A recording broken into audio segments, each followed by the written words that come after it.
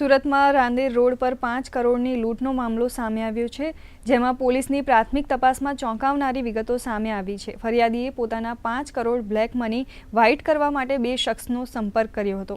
આ શખ્સો રૂપિયા લઈ ફરાર થયા હતા। ફરિયાદીએ પોલીસનો સંપર્ક કરતા પોલીસે ઘટના સ્થળે તપાસ હાથ ધરી હતી। સુરત શહેર પોલીસ ક્રાઇમ બ્રાન્ચ અને એસઓજી સહિતની ટીમ દ્વારા તપાસ કરવામાં આવી રહી છે। હાલ વલસાડ પોલીસની મદદથી 2 આરોપીઓને પકડી પાડવામાં આવ્યા હતા અને કાર સહિત રોકડ રકમ જપ્ત કરવામાં આવી છે।